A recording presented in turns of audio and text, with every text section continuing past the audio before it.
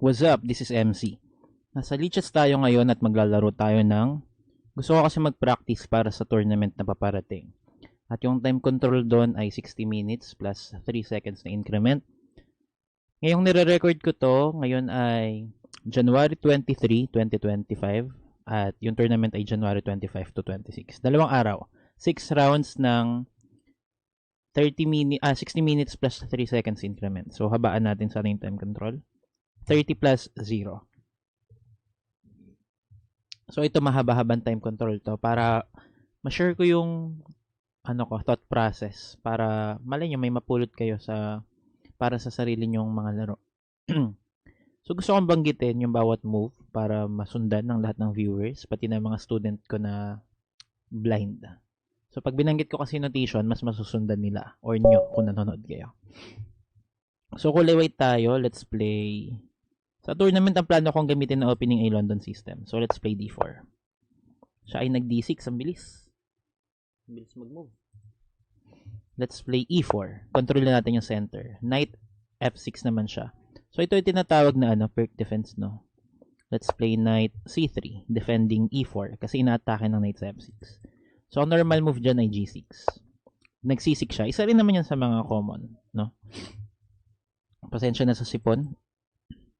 Let's play, kapag nag-bishop e3 tayo, pwede siyang mag-knight g4. Mag-bishop f4 na lang tayo, convert natin sa London. Sige, bishop f4 tayo. Medyo London na medyo hindi. Ang pangit kasi sa knight, sa bishop e3, meron doon knight g4 na pwedeng ma-atake yung ating bishop sa e3. So, nag-queen a5 siya, pinning the knight on c3.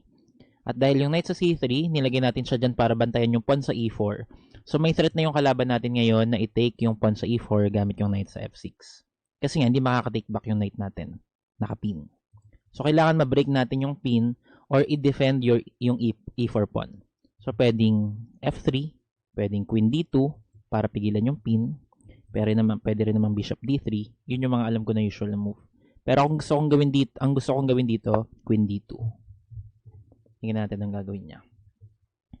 So, hindi siya pwede mag-take sa e4. Dahil mag-take back tayo ng knight, hindi siya illegal dahil hindi naman nakapin yung knight natin sa queen. Kasi nakagitna na yung queen natin sa knight natin at sa king. So, nag-e5 siya. I think, isa rin yan sa mga usual na pangbasag dyan sa gitna.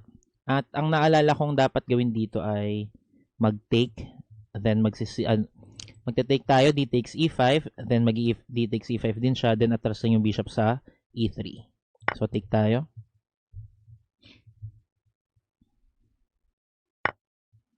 Then, atras ang bishop sa e3. Ang problema lang dito ay meron siyang knight g4. So, pwedeng makain niya talaga yung bishop natin. So, dapat mag-bishop g5 tayo. I believe, dapat bishop g5. Para hindi ma-threat yung bishop natin. So, threat natin ngayon yung knight niya. Kaya kailangan niya rin mag-react dyan. Kasi pag kinapture natin yan, masisira yung pawn structure niya sa king side. So, siya ay nag-bishop e7. And I think preparing na siya for castling. So, tayo naman ay pwede na rin mag-castling queen side. Or pwede rin mag-f3 muna. Which one is better? Tingin ko mas maganda mag-castling muna king side. Queen side rather. Then f3 later. Ang nakikita kong pwedeng atake niya dito ay b5, b4. Pero I think may enough naman akong resource para pigilan yan. Bishop e6 muna siya. So meron siya ngayon threat sa a2 pawn natin. Dalawa yung naka-threat. Queen at bishop. Isa lang yung bantay natin. Knight lang sa c3. So dagdagan natin, queen b1 tayo ngayon. Usually, pag nagka-castling queen side, maganda rin na mag-queen b1, king b1, para guarded yung mga pawns doon, yung a2, b2, c2. Guarded silang lahat. Tsaka minsan kasi may mga threat din sa c1, h6 diagonal. So, may iwasan na din natin yun. Nag-knight b7 lang siya. Knight b, d7 pala. Sorry. So, I think we can now play f3. Then, kung aatakihin man tayo, mag-h6 siya, atakihin yung bishop natin sa g5, pwede na tayo sa g3. E3 pala. So, nag-castling na siya kingside. I think pwede na tayo mambomba sa kingside. So, we play G4. So, pwede tayo mag-take, then G5. Atake. So, dito, pag ganito yung rule, kapag nag-castling kayo opposite sides, isang king side, isang queen side, usually, magiging nature ng game nyo ay paunahan ng checkmate. So, dito nag-A5 na siya. B5. B5 pala. Threatening B4. Pag nangyari kasi yun, aalis yung bishop natin, aalis yung knight natin, nagbabantay sa E2. May bishop siya dyan. So, medyo maganda pala yung threat niya, no? Medyo malakas. So, we need to play A3. Kaya lang, aatakihin niya na tayo. Mukhang lamang siya ng slight, So, kailangan natin mag B3 para pigilan siya doon. Medyo nakakatakot, no? Magiging weak yung natin. King side, queen side. Excuse. I think now we have this move. Knight D5. Gagana kaya? Knight D5, opening the lines of the line of the queens, the two queens. So ulit, Knight D5. Pag tinik niya yung queen natin, titake muna natin yung bishop niya with check. And then, after niya umilag, kasi check siya, kakainin natin ngayon yung kanyang queen. Pwede. Ngayon naman, pag nag-Knight D5 tayo, pag kinapture niya ng pawn, or ng bishop, or ng knight, basta kinapture niya, hanging yung queen niya sa E5. So, isa pa dapat natin i-consider. Paano pag umilag yung queen? Let's say, Knight D5, kailangan niya kasing bantayan yung bishop sa B7. So, the only way na iilag niya yung queen, at the same time ay mababantayan niya yung bishop ay queen D8. So, pag ganun, kakapturein na natin yung bishop doon para lumayo yung queen sa queen side. So, wala siyang atake sa king natin. Isa pang concern ko, paano pag nag-Knight D5, threat yung bishop niya, threat yung queen niya. Paano pag nag-bishop B4 siya, atake sa queen natin, counter-attack. Ay, may atake pala ng knight natin yung B4. So, pag nag-knight D5, atake sa bishop, at bawal din siya mag-bishop B4 kasi kontrolado rin yung knight natin sa D5. Tingin ko maganda yung knight D5. I'll play it. Yeah. Kasi obligado siya forced siyang mag-queen D8. Wala siyang ibang pwedeng gawin. Or pwede rin naman queen takes Queen takes queen. Pwede din yun. Pero, mawawalan kasi siya ng atake sa queen side So, favorable din yun sa atin. Tingnan natin anong gagawin niya kung nakita niya ba yung move na yan.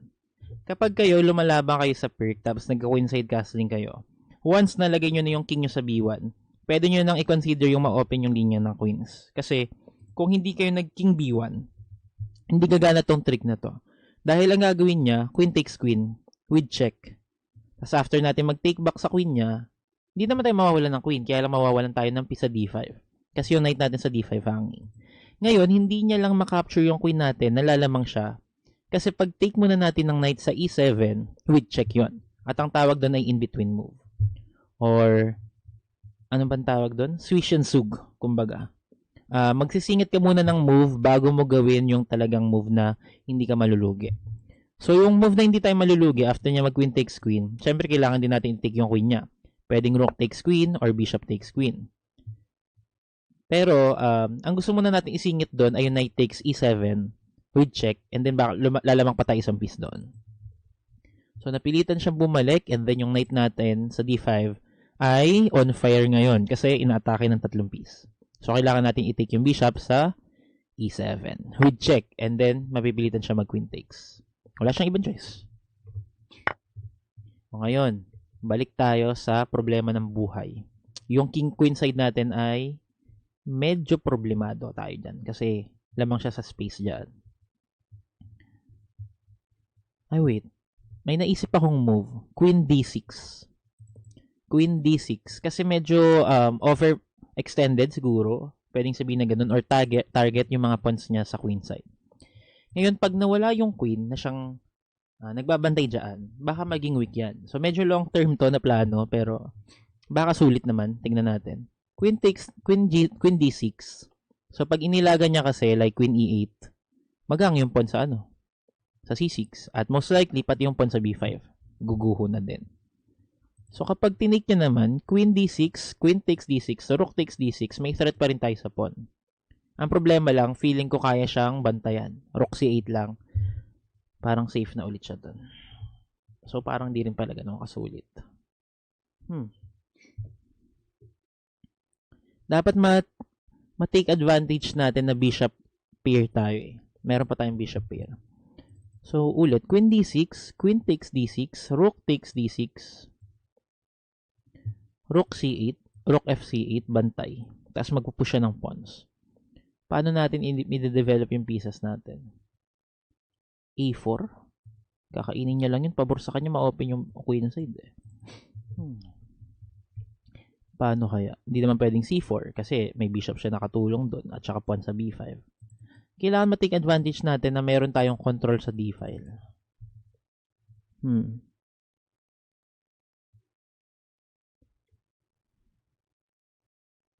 Ang isa pang naisip ko, queen d6, queen takes d6, rook takes d6, rook c8, and then take natin yung knight sa f6. Magna-knight takes sa f6 siya, then tayo g5. Parang pwede rin yun, no? Parang pwede rin yun. So, saan pupunta yung knight? Babalik sa d7 or pwede rin sa h5. Tsaka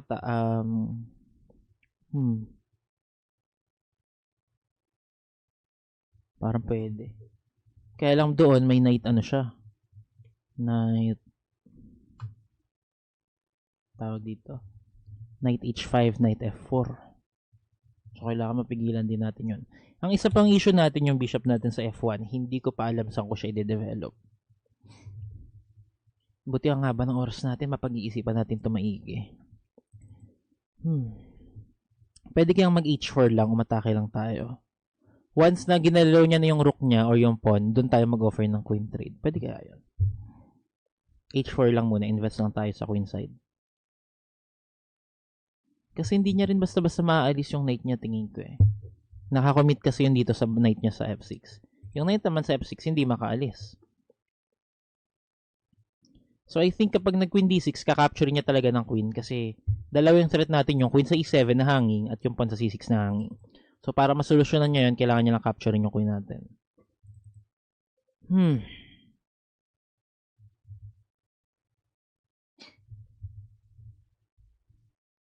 Queen d6. Gusto ko siyang gawin. Feeling ko lalamang ako pag nag-queen trade. As bishop e2 lang or knight e2. Meron ako naiisip na plan. Di ko lang alam kung gagana siya. Sige, queen d6 tayo.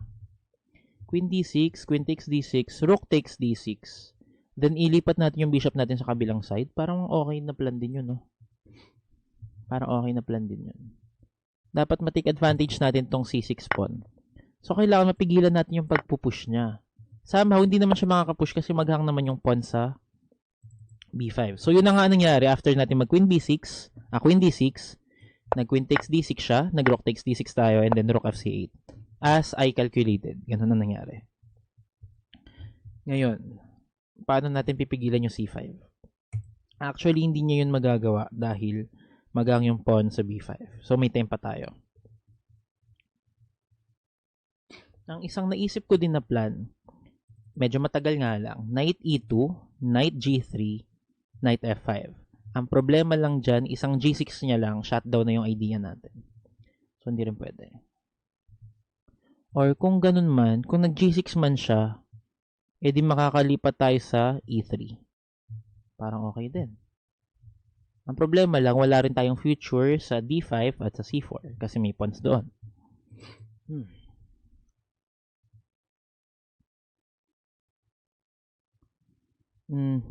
Kung sa e3 tayo, maganda sana siyang tambayan, no? Para makatalon sa e5. Sa c5 at may threat din sa e5. Kaya lang, matatakpan natin yung bishop natin. So, wala na siyang pressure dun sa b5.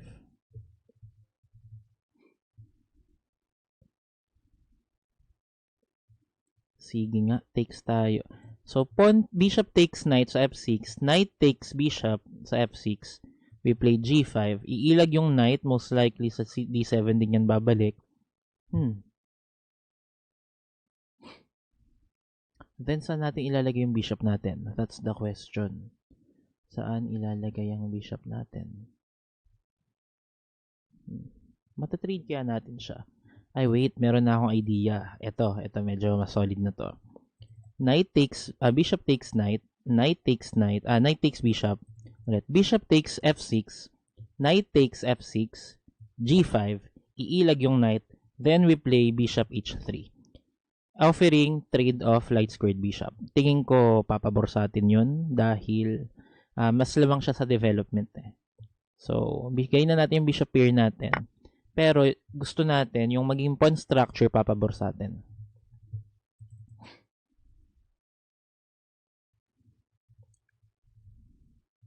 So, pwede rin siya mag-pawn takes kung maiisipan niya. Pero, I think bishop knight takes yan. So, nag-knight takes f6 na siya. We then play g5. Pwede rin pala mag-knight h4 na para nabanggit ko naman yun kanina.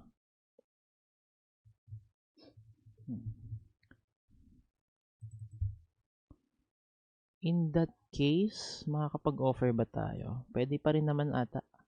Ang importante dito, makontrol natin yung d-file. Para mahirapan siya makipag-trade. Uy, umatras. Pwede nga din. Pwede din yun actually para umatras yung ano natin, yung rook natin. Oo nga, no, tas makakapag c5 na siya. Ay, hindi, maghang pa rin yung pawn. So, hindi rin siya pwede mag c5. Okay, rook delta 2 tayo. Rook delta 2. I think mag-offer na siya ng rook trade sa d8. So, pag ginawa niya yon, tanggapin ba natin? Takes, rook takes, tas king c1. Wag. In terms natin, king c1 tayo. Siya ang mag-take ngayon para gigit na agad yung king natin. So, hindi tayo lugi sa tempo. Rook takes, king takes, rook sa d2. Tingnan natin. Chumek na siya. So, ang iiwasan natin dyan, makapunta siya sa d1 kasi yari tayo doon. So, dapat yung move natin, babantayan natin yung d1. Bawal yung king c3, bawal yung king king e3 kasi makakapag-rook d1 nga siya. So, the move that I am thinking of is king c1 pa din. Bakit? Kasi gusto niyang capturein yung pawn natin sa a2 ng bishop niya. And kapag ganun, plano natin siya i-trap. b3 para matrap yung bishop. So, hindi niya magagawa kung ano yung gusto niya man gawin. Nag-G5 siya, tawag dyan, F5. Pag in-pasant natin, tinulungan natin yung knight niya makabalik sa game. So, ayaw natin yung mangyari. So, hayaan lang natin. We now play A3. Para wala na siyang take doon sa A2. Pwede siya mag-take sa C4, sa E4. Pero, tingin ko manageable naman natin yan. Kapag nag-F4 naman siya, offer na tayo ng bishop trade sa H3. I think that's the best time para gawin yun. So, may threat siya ngayon. Nag-knight D6 siya, threatening the E4 pawn. So, dalawa na yung naka-pressure doon. Yung pawn sa F5 at knight sa D6. So, kailangan natin dagdagan. We now play bishop delta 3. Required yun kasi pag tinake natin, pwede din naman, kaya lang nawawalan tayo ng pawn sa center, which is something na hindi natin ganun kagusto. Kasi nga, center pawn, importante yun. Lalo na may center pawn yung kalaban nyo. Kailangan meron kayong pambawi. Pwede nyo naman ibigay yun kung medyo lamang kayo sa development, hindi tayo lamang sa development. Lamang lang tayo, parang medyo may mga mata-target lang tayo. Bishop, Charlie 4. So, gusto niyang take natin ng bishop, titake niya ng pawn, or pwede rin ng knight. Ayaw natin mangyari yun. So, hayaan lang natin. We just develop our knight to E2. Kasi kung kakapture siya dyan, magpo-pawn takes tayo. So, dagdag defender yun sa echo 4 natin. So, okay lang. Kung ngayon, dalawa yung attacker niya, kung mawala man yung bishop natin, basta ang kapalit yung pawn natin, na pares lang naman ang trabaho sa bishop, bantayan yung pawn sa E4, walang problema. So, we now play knight E2, and then tignan natin kung anong gagawin niya.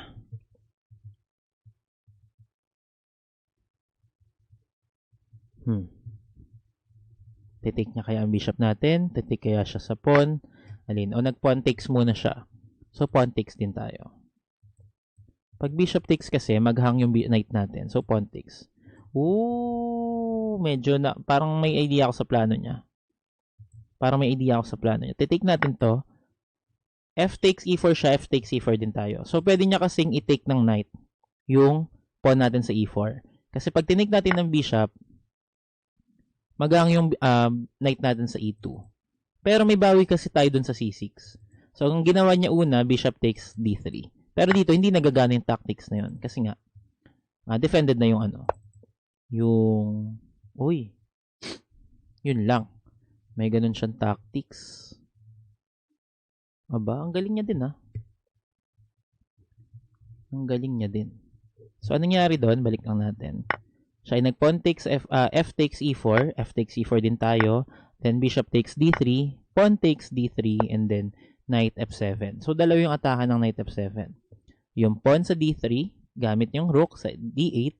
Tsaka yung knight sa F7, may pressure siya sa D5. So, naisip kong move dito, G6. Mahirapan kasi tayong depensahan yung dalawang inaatakan niya. So, ipamigay natin yung isa, pero sisirain natin yung structure niya. Parang gusto ko to. Gusto ko yung G6. Sige. Ang problema kasi dyan, hindi niya pwedeng i-take basta-basta yung rook sa D3. Kasi inaatake ng pawn sa G6 yung knight sa F7. So, kailangan niya munang capturein yan, like H takes G6, or iilag yung knight niya. Which is, I think, better pa rin yung H takes G6. Tsaka natin ngayon bantayan yung C2 pawn. D3 pawn with King C2. Ayan, King C2. Ngayon, tayo naman ang mag-improve ng ating pieces. Siya ngayon ay nag-knight G5. Sa kaya pupunta yung knight niya, no? I think, hindi yan ganun kagandang move. Kung tama ang aking iniisip. Bakit? Dahil meron tayong rook G1. Natake natin yung knight at skewer yon sa pawn sa G6. Kasi kailangan niyang iilag yung knight. Walang paraan para mabantayan niya yun. So, pwede siya magpunta sa F3. Siguro may threat siya dito sa natin, sa H2 pawn. Ang problema lang, pag take natin sa G6, may threat pa tayo sa C6. Yun yung kagandahan doon. So, we play rook G1. Buti na lang King C2 ang ginawa natin. Kasi kung nag-King dito tayo, nung nag-Knight G5 siya, may threat siya na Knight takes E4. Hindi pwede mag-take yung pawn sa D4 kasi nakapin sa King. So, ngayon, nag-Knight F3 na siya. We take sa G6. And then, tignan natin kung anong gagawin niya. Kakapture niya ba yung pawn? May pambawi naman tayo. Check ba siya sa D4 na mayroon din naman tayong bantay? I'm not sure kung anong gagawin niya. Nag-check siya. Ay, yun pala. Hindi ko nakita. May check pala siya sa E1. Hindi ko na-calculate yun. Hindi ko na-consider talaga yun. Ang hirap makita siguro nun sa akin. Siguro sa iba kita yun. Ako di ko talaga nakita na may ganun. So, check tayo ngayon. Yung knight niya nasa E1. Check yung king sa C2 at fork kasi may king tsaka yung pawn sa D3. So, sure na makakain niya yung pawn sa D3 kasi may rook din siya na naka-atake. Ang tanong, saan natin nilalagay yung king? Kapag king delta 2, atake sa knight, ang magiging issue dito, rook takes, rook takes pa siya, kakainin natin yung knight. Or kapag nag-knight take siya, yun pala ang problema. Kapag king dito, knight takes, yun ang problema. Hindi natin pwedeng i-take yung pawn sa C6 kasi may knight delta 4, bravo 4, discovered check, and then may atake sa C6, may atake sa C6 rook natin. So, hindi pwede. Kapag naman king C3, magro-rook takes D3 siya with check. So, ayaw natin mangyari yun. Paano kaya? Siyempre, ayaw din natin ng king D1. So, my only question, bawal din king B3 kasi with check din yun. So, ang tanong ko na lang, B1 or C1. Kapag C1 kasi may knight takes with check ulit. So, I think king B1 is the best. King B1. Hindi ko nakita yun. Mali. Pasensya na sa sipon ko sa mga viewers natin dyan. So, ngayon, kapag nag-knight take siya, kailangan nating i-take yung pawn sa, nag-rook take siya. Rook takes. Feeling ko losing tayo. Improve na ba natin yung knight natin? Pwede, no? Improve muna natin yung knight natin para makatalon sa F5. So, I'm planning to play knight G3. I think knight g3 is a good move. Kasi makaka-atake din tayo sa kanya. Hindi lang siya ang nang-aatake. Tingin ko magro-rook ano na siya. Rook delta 2. Para atakin yung pa natin sa h2. So, basta makapanggulo tayo sa king side kahit papaano. Palag-palag na yan. Lugi na talaga tayo eh. May carelessness eh. Na nangyari.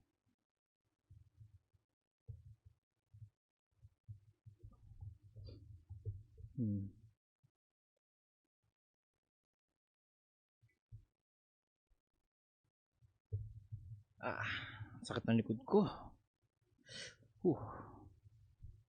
Wait lang, nasisingat talaga ako. Kunin ko lang yung bimpo ko. Uy, nag C5. C5, gusto tayong atakihin sa queen side. So, tingin ko dapat ng mag-knight F5. Pag nag-knight F5, may rook D7 siya.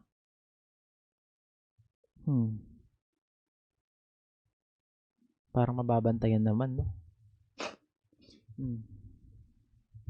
Rook D7. Takihin natin yung pawn sa...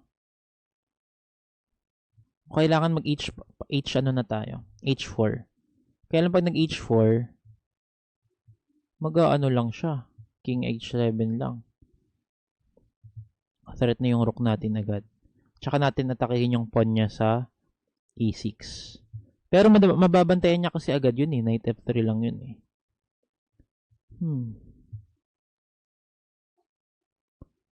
So, anong dapat targetin na pawn na mahihirapan siyang bantayan? Kaya lang pag nagdito na kasi siya sa D7, pag rook C6 tayo, mag-rook sa C4 lang siya. Alam ko na, ang dapat paglagyan ng knight, H5. Bakit? Kasi pag nag-rook D7, fork. Kaya lang maatake niya rin yung king natin agad-agad eh.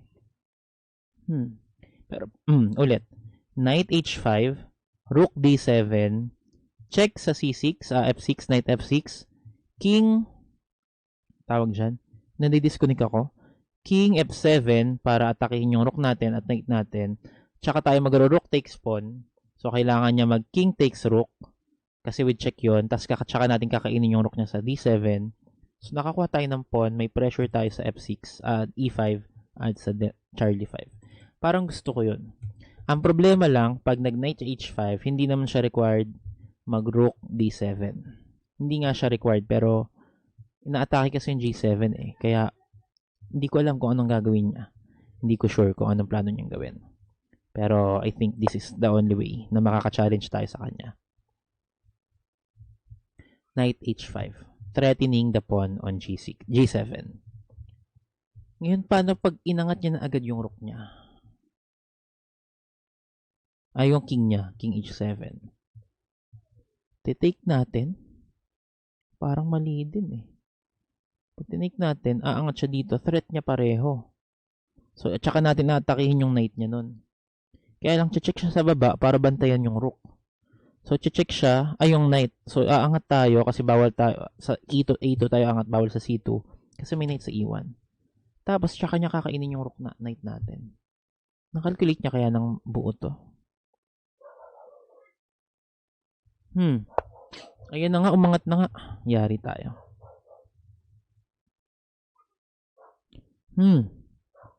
Paano naman kung nag-rook ano tayo? Rook G5. Attacking the pawn on E5. Paano niya babantayan yun? Meron siyang knight G3, no? Knight F3.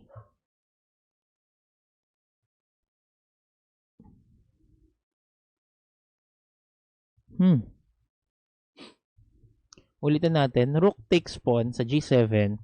King H6. Pag unatakan natin yung rook niya, may bawi siya, makaka-check siya din angat. Kain yung knight natin. Ang hirap Parang pinag-isipan niya itong maigi Ulit, rook G5, knight F3,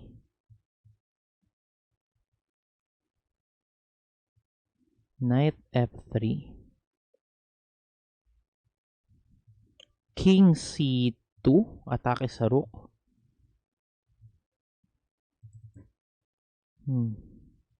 Ulit, rook g5, knight f3. Rook g5, knight f3, attacking the rook and defending the pawn. King c2. Pwede siya mag-rook d2 check. Kailangan natin bumaba sa c1. Pag kinain niya yung rook natin, kakainin natin yung rook niya. Hindi natin makakain nga natin. Parang lamang siya sa pwesto doon Ulit. May mag-iiba ba? Dito, rook g5, knight f3. Tsaka natin kainin.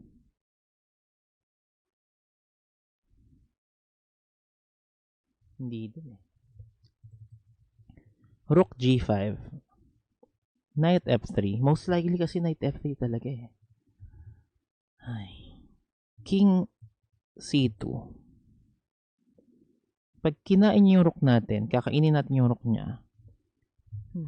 Lamang ba tayo dun? As active yung king natin, pero hindi tayo lamang na matatawag.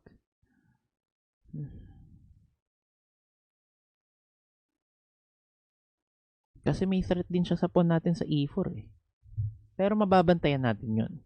Kasi isang knight g3 lang yun. Kung yung king din natin nakaangat, bantay na rin yun. Ubos oras natin Tingin ko ito lang ang shot natin dito Pwede bang rook Pwede rin ata rook Rook e6. So, tingnan natin. Rook e6. Anong pwede niyang gawin? Rook e6. Magro-rook h3 na ba siya? Rook h3. Siyempre, ilag natin yung knight. Knight g3. Tapos kakainin niya yung pawn. Tapos knight f5 tayo. Threatening the pawn on f7. Tapos magro-rook g2 siya. Bantayan yung pawn. Parang pwede din Kailangan maunahan natin siya sa queen side Tingin ko ito, better chance ba to? Ang hirap.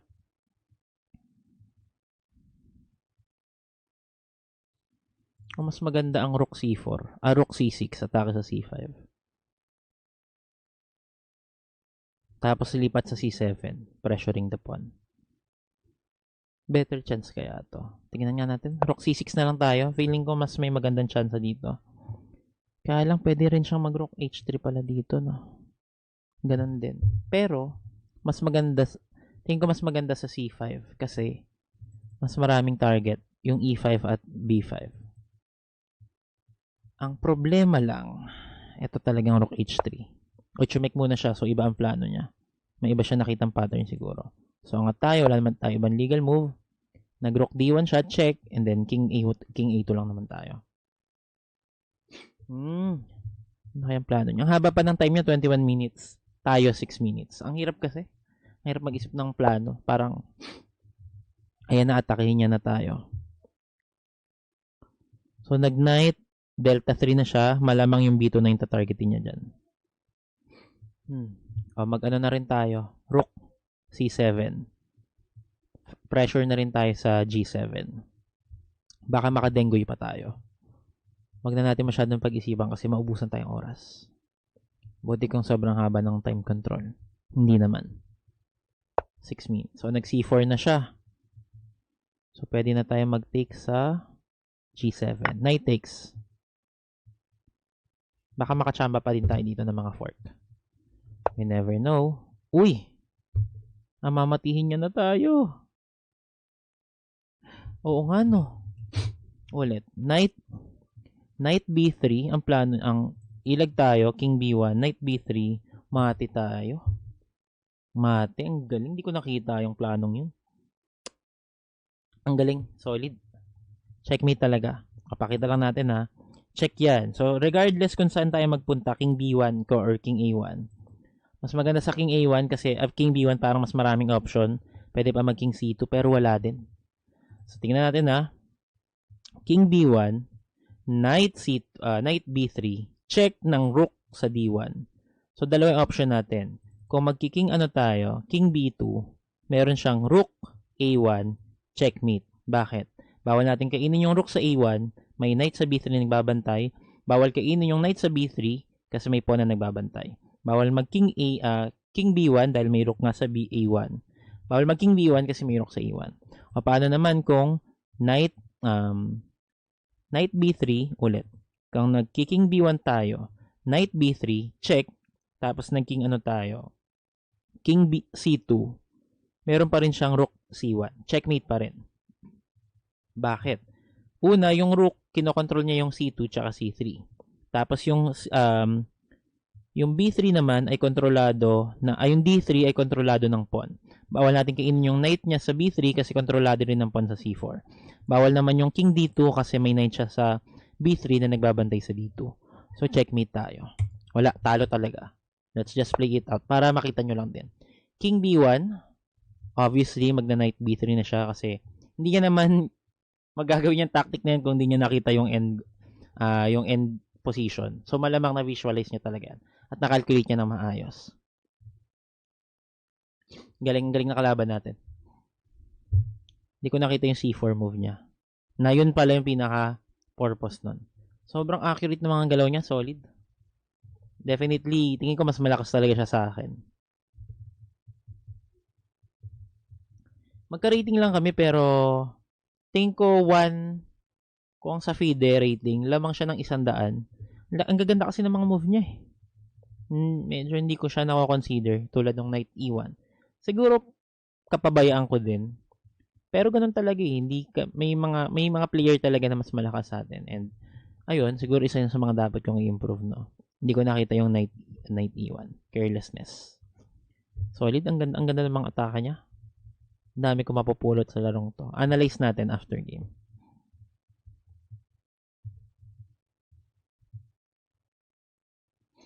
Gandang training. Medyo happy lang din ako kahit talo kasi nasulit ko yung oras. Like, yung time control ay gamit na gamit ko. So, nag-knight B3 na nga siya and then mag-king C2 tayo. Hayaan natin mangyari yung checkmate. For the sake of illustrating the point of our opponent. Ayan na, nag-rook C1, checkmate tayo. So, analyze natin, slide, kahit talo tayo. Masarap kasi mag-analyze ng games. Sa ibang players, hindi. Kasi, kapag panalo ka, mag-celebrate. Kapag talo, next game na agad. Pero sa akin, tingin ko part talaga siya ng improvement. At yun yung formula ng iba para mag-improve. Lalo na sa mga game na talo ka, kailangan mo ni-analyze. Kahit masakit sa pusong tignan. So, balik tayo ng move 1. Bubuksan ko yung engine para makita ko yung suggestions niya. At the same time, open din ang ating opening explorer. So, makikita natin kung how often nalaro yung mga moves na ginawa natin sa game. So, we begin with D4. Siya naman ay nag-D6. Nag-Echo 4 tayo. Siya naman ay nag-Knight F6. Best move daw, Knight C3. At yun nga rin yung most common move ata. Tama, Knight C3. So, siya naman ay nag-C6. So, according sa engine, 0.7 ang evaluation. So, meaning lamang siya para sa white. Ang sinasuggest niya sa atin, F4. So, pero ang most played move sa position na to ay Knight F3. Pero ang ginawa ko dito ay Bishop F4. Na okay pa din naman. Medyo marami pa rin naman ang gumawa. Pero mukhang yung kalaban natin ay prepared. Kasi yung minove niya, yun rin yung best move. Queen A5. At according sa engine, ang best move sa position na to ay Bishop Delta 2. Uuwi lang. Pero ang ginawa natin, Queen D2. So dito, take note ko yung Bishop Delta 2 na yan. Parang ang hirap lang niyang gawin kasi dalawang beses mo i-move yung knight mo. So, ay yung bishop mo. So, parang medyo counterintuitive siya. No? Pero, tignan natin. Hanap ako ng iba pang way para kalabanin tong opening niya na to. Siguro dito sa position na to, instead of Bishop F4, tatry ko nga aralin yung F4 mismo, hindi Bishop F4. Kasi parang solid opening siya. Once committed na yung black sa C6. Ang palaban kasi sa bishop sa pawn to F4 naman ay C5. Babasagin yung pawn mo sa gitna. Pero kung nag-C6 na siya bago siya mag-C5, magsasayang yung black ng tempo. So, pag-aaralan ko yung F4 some other time. Wag ngayon kasi hahaba ng gusto yung video natin. No? So, let Bishop F4, Queen A5. And then dito nag-Queen D2 ako. So, sa engine naman 0.1 tabla lang. At E5 yung suggested, which is ginawa ng kalaban natin. So, dito, ang sinasuggest ng engine ay bishop G3. Ang ginawa ko, bishop E3. Ay, hindi. Nag-take pala ako.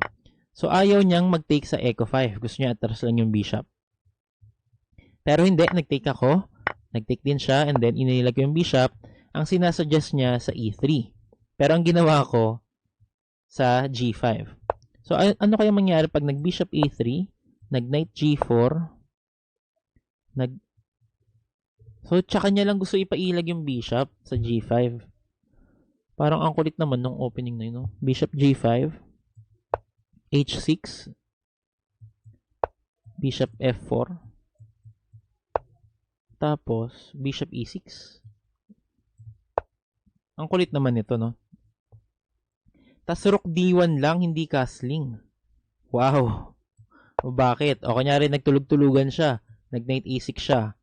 Ay, hindi gagana. Ano ba tulog-tulugan na move dito? O kunyari nag-bishop B4 siya. Meron tayong checkmate sa D8. Ang kulit naman ito, no? Queen D8, Queen takes D8, Rook takes D8, checkmate. Kasi may bishop sa H4 na nagbabantay. Kaya gusto niya mag-Rook D1. Mabalik natin sa nangyari sa game. So, hindi kasi ako nag-bishop E3. Ang ginawa ko ay bishop G5. Hindi siya gusto ng engine. And naintindihan ko na yung reason. Kasi nga, kahit pa-capture natin yung pawn na yan, ay yung kahit capturein natin yung knight, okay lang, wala siyang issue na kakaharapin doon. So, ang sinasuggest ng engine na gawin niya, bishop E6 para pressure na agad sa E2. Pero ginawa niya ay bishop E7, which is mas solid para hindi niya pinapabayaan masira yung king side. So, okay lang din naman yun. Magandang thinking din yan. So, dito naman ay nag-castling na tayo queen side. At, ayun, almost 0.1 na yung evaluation, meaning parang lamang na siya ng isang pawn. So, ang ginawa niya dito ay yung top move na sinasuggest, bishop E6, pressure nga kasi sa pawn sa C2. So, ang ginawa ko naman dyan, ay A2 pala. Ang ginawa ko naman king B1. Binabantayan ko yung pawn sa A2. So, ang naging issue naman natin dito, ang taas na ng evaluation para sa kanya. Ala, totoo ba? So, meron na daw siya knight takes echo 4. Dahil may tactic siya sa queen, sa knight, at sa bishop. So, ang dami niya palang tactics doon. Pero hindi niya rin nahanap yun, no? So, medyo bumababa yung tingin ko sa rating niya kasi, bakit? Ang ganda kasi ng opening niya, parang aral na aral niya. Pero kung talagang aral mo yan, dapat master mo din yung kung may take man sa E4. So, hindi niya ata alam din. Pero malakas pa din siya. Medyo, hindi lang kasi siya kasing lakas pala ng iniisip ko. Kasi, kung parang master niya kasing opening na yan, tapos hindi niya alam yung take sa E4. Pero sa atin, swerte tayo doon kasi hindi yun nangyari. Tapos nag-knight BD7 siya. So, yung sinasuggest ng engine, knight delta 5, which is, ay, hindi ko siya ginawa agad. Knight delta 5 na yung gusto niya. Ako nag-F3 muna ako. And then, nag-castling siya king side. Tapos, meron na tayong knight. Gusto niya na agad mag-knight delta 5, maaga pa lang. O, medyo umano na yung engine, pumabor na sa atin. Pero nag-G4 kasi tayo. Siya naman, nag-B5. O, ayan, available pa din yung knight D5 for the third time. At doon ko lang yung nakita. So, knight D5, queen D8, knight takes bishop, queen takes bishop, and then, ayun, nasa top engine move din ang queen D6, pero hindi siya ang best. Ang best para sa engine ay knight G2, knight E2. Mas flexible yun, option na yun. Kumbaga, pwede ka pa rin naman mag queen D6, wala ka namang inaapura, ganun din naman. Pag nag-knight dito ka nga, knight E2, alam ko kinonsider ko din to eh. Ang sabi ko dito, baka pwede siya mag C5 kasi wala na tayong pressure sa B5. Pero, mukhang okay lang siya, no? So, sayang. Ginawa ko, queen D6. At parang okay rin naman yung evaluation. Ganon din, parehas lang. So, nag-queen takes, rook takes, and then nag-rook. Tama yung hinuhula ko, rook C8. Ito rin yung nangyari sa game. Ito din yung top option ng engine. So, ang hindi lang gustong ginawa natin ay tinake natin yung knight sa F6. Doon na nag-ibang storya. So, ang sinasuggest, bishop E3 lang. Alam ko sa earlier time this game ay naisip ko din yan. Sabi ko lilipat ko yung bishop. Kaya lang, ang naisip ko naman, parang ang gandang mag-take sa F6 and after niya mag-knight takes, mag-G5 para with tempo. Pero, pwede mo pa rin naman gawin pala yon kahit hindi mo i-trade yung bishop. So, ilag mo yung bishop mo sa e3, then mag g5 ka. Pwede pa rin naman. So, ngayon ko lang nare-realize yung mga ganong idea na hindi ka naman required mag-take para makatempo sa g6. Pwede mo pa rin naman gawin yon. Tsaka yun kasi yung sinabi kong lamang natin yung bishop pair. So, dapat hindi ko yun pinagpalit. Wrong move tayo doon. Wrong move. Mali. So, dapat gawin natin, inilag yun sa e3. Ang ganda pala no? May pressure ka sa queen side. So, ang ginawa ko nga, bishop takes knight, and then siya nag-knight takes knight, and then I played g5. Na hindi naman pala ganun ka-okay. Dito naman, nag-knight e8 siya. Hindi ko nakita yung move niya na yan. So, nag-rook dito tayo. Suggested din naman yon. Then, nag-rook d1 na siya. So, dito ang sinasuggest naman, dapat chinik na natin siya. Dapat tinik na natin yung rook sa d8. Pero nag-iba, nag-king c1 din. So, baka tama naman yung ginawa natin. Siya naman ay nag-take, nag-king takes tayo, and then nag-rook d8 ulit siya. So, tama naman yung king c1. Paano kaya kung nag-bishop takes a2 siya? Matatrap kaya natin to. Tingnan nga natin. Bishop takes a2, free pawn. Ang problema lang sa ganyan, babantayan nyo b3. Trap yung bishop. So, sinasuggest dito mag-e5 siya, and then tayo ay mag-develop lang ng knight sa echo 2. Bawal pa natin tabihan.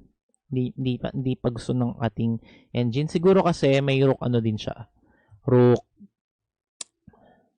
d1. Hindi alam yung notation. Or hindi, yun na din yung sinasuggest nyo, no? Tabihan na. Tignan nga natin, rook d1. Ano mangyayari? Ay, iaangat lang to, tapos hanging pa din ang hanging. O nga, no? Paano kung ba't rook dito ang gusto niya? Para pag capture, sabihin natin capture, rook takes, and then pag bumaba, rook. Tawag dyan. Rook f2, pressure sa pawn sa f3. Okay. May bago tayong dyan, matututunan. Matatrap pala yung bishop. So, wag natin kakapturein basta-basta. At alam naman ng kalaban natin yun. So, ang suggestion dito ng engine ay e5. Pero ang ginawa ng kalaban natin, f5. Which is wala sa mga top options. So, medyo medyo napapanatag din ako na yung kalaban natin, hindi siya nag-engine. Kasi though mas malakas siya sa atin, marami pa rin siyang move na hindi nahahanap. That proves na siya ay hindi nag-engine. And I'm happy to play against people na hindi nag-engine. Kasi kahit talo tayo, may natututunan tayo at matatanggap natin ng mas madali yung pagkatalo. Kasi tao talagang tumalo sa atin, hindi engine. So dito, siya ay nag-F5. Dapat pala tinik ko. Dapat pala tinik natin. Hindi ko kasi tinik. Ang inisip ko dito, after pawn takes, bishop takes. And then, ang ganda ng pwesto niya. Pero hindi naman pala. Saktuhan lang. Hindi ko rin nakita na magiging isolated pawn pala yung sa e5. O kung naisip ko yung mga ganon, ang ganda sana. Mas na-consider ko sana. Patunay lang din na medyo mababa pa yung evaluation ko, no? Hindi ko na-evaluate na magiging weak pala yung e5 pawn. Ang daming realization. Lalo na kapag talo.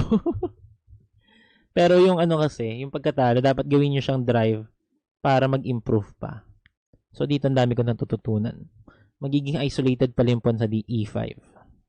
Sayang. So, dito ang ginawa natin ay a3. Hindi niya naman talaga pala kakainin yun kasi nga matatrap siya. Ang pangit ng natin. Ngayon ko lang nare-realize yung pangit ng mentality natin. So, dito ang sinasuggest knight d6 which is ginawa niya naman. So, bishop d3, ginawa din naman natin. Then dito, sabi na, kung ako yung black, mag-e-f4 din ako eh. Bakit? Bakit magandang f4? Una, titignan nyo yung bishops na meron kayo. Pares kami may light squared bishop. So, ang dapat gawin dyan, hindi naman in general, pero one plan would be to put your pawns on the opposite color of your bishop. So, dito yung bishop niya, light squared. So, dapat yung pawns niya nasa dark square. Bakit ganun? Paano yung babantayan ng bishop niya? Hindi nga kailangan bantayan yung bishop niya. Pwede silang magtulungan sa pag-control ng squares. Yung bishop niya yung magbabantay ng light squares at yung pawns niya yung magbabantay ng dark squares. Sa akin naman yung bishop ko, ipit ng sarili ko mga pawns. Kasi kung ilalak ng kalaban natin yung pawn sa dark square, yung pawn natin mapupunta sa light squares. Tulad ng pawn sa e4 at sa f3. So lalamang siya doon sa bishops. Mas better yung bishop niya. Pero hindi yan yung ginawa ng kalaban natin. Pero panalo pa din siya. Nag-bishop c4 siya. Which may be lamang pa din siya pero hindi yun yung best na nangyari. So, dapat pala tinake natin. Sabi ng engine. Take mo daw and after niya mag-knight takes, paano natin itutuloy ito? Tsaka tayo mag-take ngayon sa E5. F5. Natakot lang ako dahil sa knight E3. Pero paano niya susolusyonan to? Knight H3. Tapos take sa F5. Then rook Rook E1. Oh, weak nga kasi yung isolated pawn. Ba't hindi ko ba kasi naisip yon? Weak nga yun eh. Sayang. Sayang talaga. So, dito, balik tayo. Hindi yan na nangyari. Ang ginawa ko dyan ay nag-knight F2. Knight E2. Gusto kong i-prioritize yung movement ng aking pieces. So, dito, F takes E4 siya. Nag-F takes E4 tayo. Nag-bishop takes D3. Nag-pawn takes D3. And then, nag-knight F7 siya. So, yun yung buong recommendation ng engine. Tayo naman nag-G6. Recommended din ng engine. So, nag-take siya sa G6 and then, nag-king, dapat daw king F2, king delta 2. So, bakit? King delta 2. Kung king delta 2, hindi, king Charlie 2 nga, tama, king C2.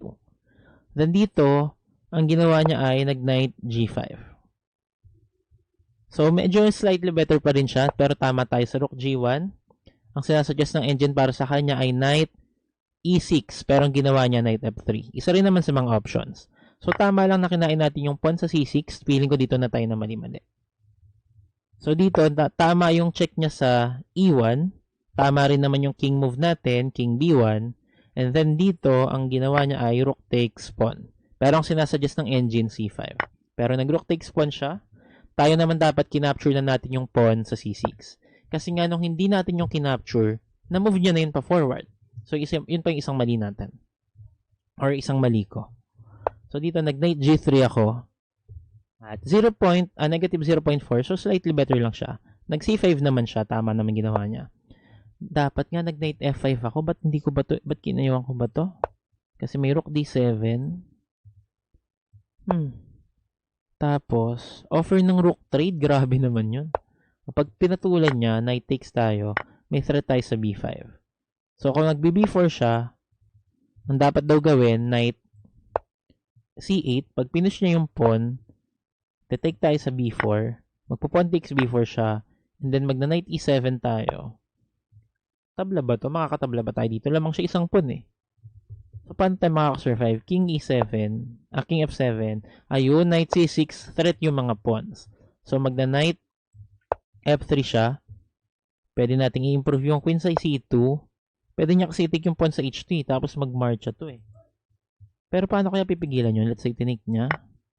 Titik natin to with check. Ayun nga, baka may bawi tayo dyan. Tapos yung king side tayo naman lalamang.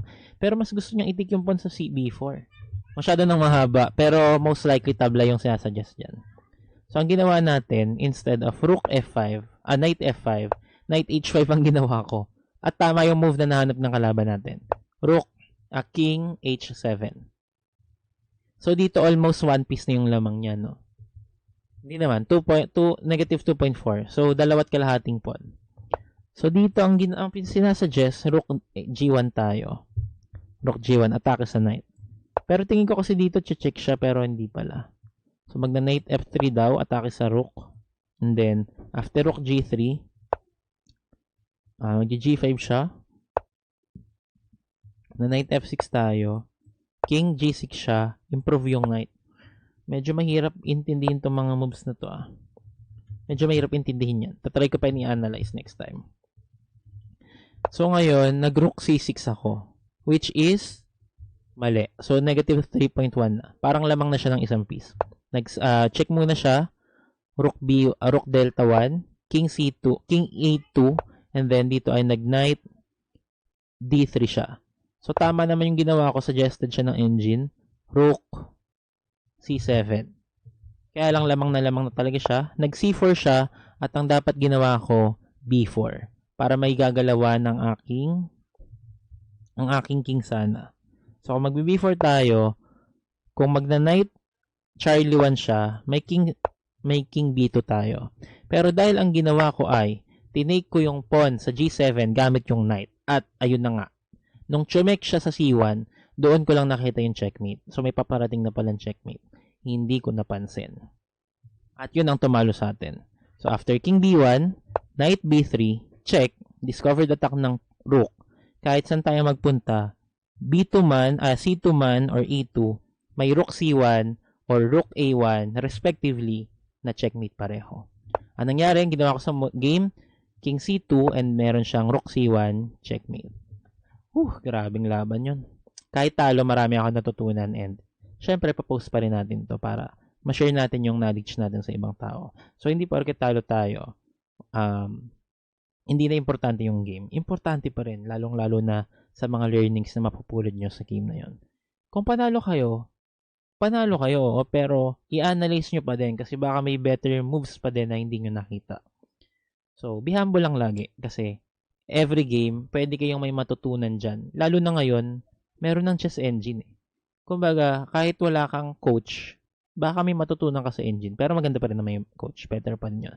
Pero ibig ko sabihin, may masasuggest pa rin sa ng mga better na moves at doon mapag-isipan kung